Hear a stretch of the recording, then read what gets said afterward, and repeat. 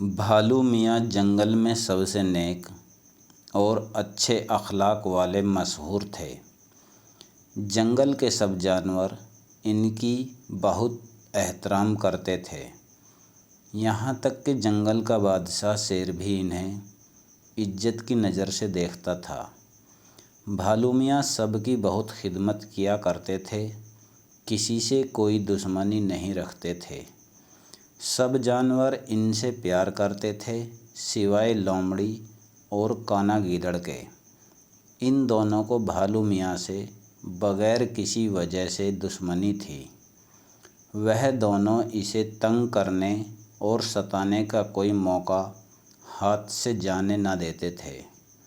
لومڑی کی پوری کوشش تھی کہ کسی طرح بھالو میاں کو جنگل کے جانوروں کی نظر سے گرا دے۔ ہمیشہ سے اس کی یہی کوشش رہی، مگر اس کی ہر ترکیب ناکام ہوتی رہی۔ لومڑی اور کانا گیدڑ جنگل کے سبھی جانوروں کو تنگ کرنے میں بڑھ چڑھ کر حصہ لیتے تھے۔ کبھی کسی پرندے کا گھونسلہ گرا دیا، کسی جانور کا گھر توڑ دیا، کبھی دھوکے سے دو جانوروں کو آپس میں لڑا دیا، کسی کو بیوقوف بنا کر لوٹ لیا۔ سب جانور ان دونوں کی حرکتوں سے بہت تنگ تھے، مگر ان دونوں کو کسی کے دکھ درد کا احساس نہ تھا۔ ایک دن لومڑی جنگل کی سیر کو جا رہی تھی کہ اس کی نظر شکاریوں پر پڑی۔ شکاری ہاتھیوں کو پکڑنے کے لیے بڑا سا گڈھا کھود رہے تھے۔ گڈھا کھودنے کے بعد انہوں نے اسے گھاس پھوس اور پتوں سے ڈھک دیا۔ لومڑی چھپ کر سب دیکھتی رہی۔ کچھ دیر بعد شکاری چلے گئے تو وہاں سے نکلی اور جا کر گڈھے کو دیکھا۔ اچانک اس کے دماغ میں ایک شیطانی ترکیب آئی اور فوراً کانے گیدڑ کے پاس گئی اور اسے ساری ترکیب کے بارے میں بتایا۔ منصوبہ سن کر گیدڑ اور لومڑی دونوں بہت ہنسے اور گیدڑ نے کہا، تعریف کرنی پڑے گی تمہاری عقل مندی اور چالاکی کی، کیا شاندار ترکیب ہے۔ اس طرح میاں بھالو ہمیشہ کے لیے ہمارے راستے سے ہٹ جائے گا اور اسے اس کی نیکی اور اچھائی کی سزا بھی مل جائے گی۔ بہت شوق ہے انہیں دوسروں کی مدد کرنے کا۔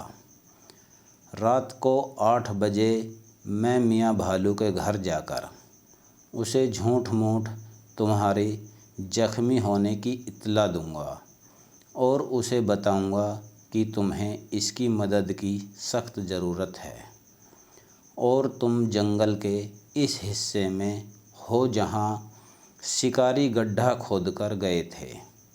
میاں بھالو وہاں جائے گا اور گڈھے میں گر جائے گا اور یوں ہمیں میاں بھالو سے نجات مل جائے گی۔ ٹھیک ہے نا؟ گیدڑ بولا۔ ہاں بالکل ٹھیک ہے، اب چلو تمہیں گڈھے والی جگہ دکھا دوں، لومڑی نے کہا۔ وہ دونوں جنگل کے اس حصے کی طرف چل پڑے۔ ابھی وہاں پہنچے ہی تھے کہ اچانک دونوں دھڑام سے ایک گہرے کھڈے میں گر پڑے۔ ہائے میں مر گئی، میری ٹانگ، لومڑی چلائی۔ میں مر گیا، ہائے ہائے میرا سر، گیدڑ درد سے چیخا۔ یہ گڈھا یہاں کیسے آ گیا؟ گڈھا تو یہاں سے کافی دور تھا۔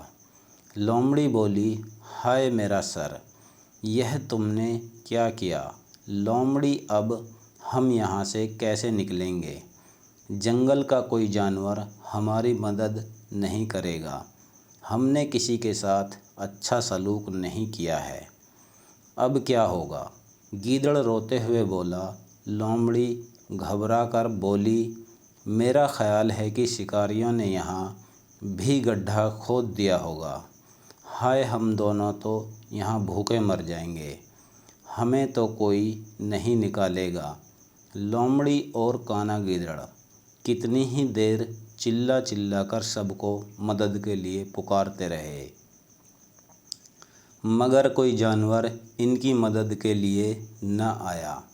एक दिन यूं ही गुजर गया। जंगल के तमाम जानवर उन्हें गड्ढे में गिरा देखकर खुश हुए कि उन्हें उन दोनों से निजात मिली। किसी ने उनकी चीख पुकार पर तवज्जो न दी और न उनकी मदद की।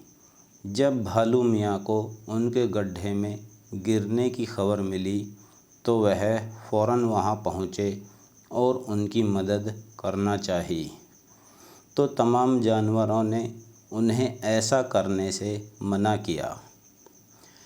उनकी पिछली हरकतों की इत्तला दी और यह भी बताया कि यह दोनों असल में उन्हीं को गड्ढे में गिराना चाहते थे। मियाँ भालू ने यह सब सुना मगर फिर भी उनकी मदद से हाथ नहीं हटाया और तमाम जानवरों से कहा कि बुराई का बदला बुराई नहीं बल्कि बुराई का बदला अच्छाई है।